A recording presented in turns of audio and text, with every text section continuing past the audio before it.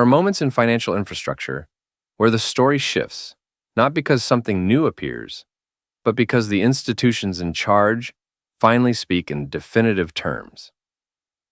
Swift's announcement this week was one of those moments. After years of coexistence, optionality, testing, and gradual rollout, the cutover to ISO 20022 is now official and complete. And in that confirmation, the tone of the conversation changes. Everything here is for educational and entertainment purposes only, not financial advice. Always do your own research before making any investment decisions. If clear, no hype crypto education helps you make sense of all this. Hit like and subscribe. It tells YouTube this series is worth showing to other newcomers, and it helps me keep building it for you. Swift didn't simply say the migration succeeded. They framed it as a turning point, the beginning of a new operational baseline for the world's banks and payment providers. That framing matters, because it signals what the system expects to build on top of this standard. Swift reported that 97% of all payment instructions processed during the cutover window were already using ISO 20022. That number isn't just high. It's effectively universal adoption. The MT era isn't fading. It's finished. Swift made it clear that the coexistence period is over, translation layers are being unwound, and ISO is now the reference model for how value moves across borders.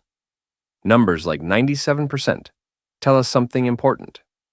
They show that this shift didn't happen slowly or reluctantly. Institutions were already operating in the new standard before the switch was even flipped. The cutover wasn't a disruption.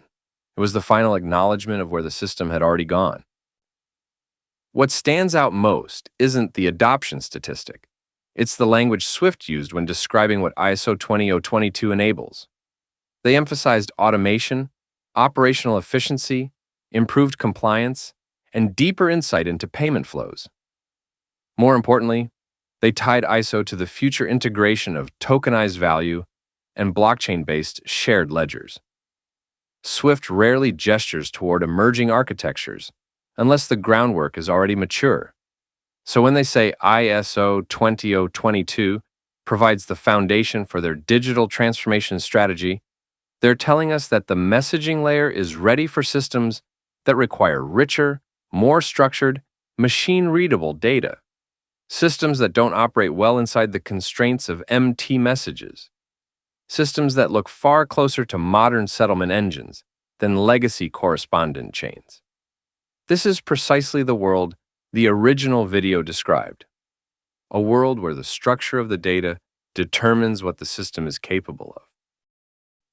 At the same time, a series of viral posts began circulating online. Screenshots from RippleNet schemas referencing ISO field lists. Corda code snippets importing both XRP settlement modules and Swift service types. Commentary suggesting these were signs of hidden integrations or imminent switches being thrown. There's a simple way to understand this without drifting into noise.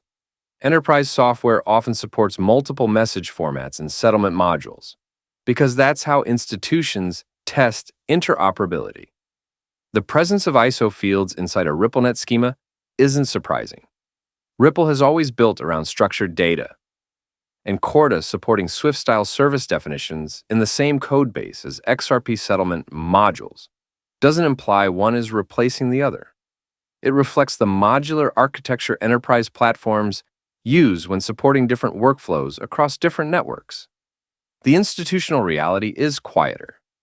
These screenshots don't reveal new integrations. They reveal the same truth Swift just confirmed publicly.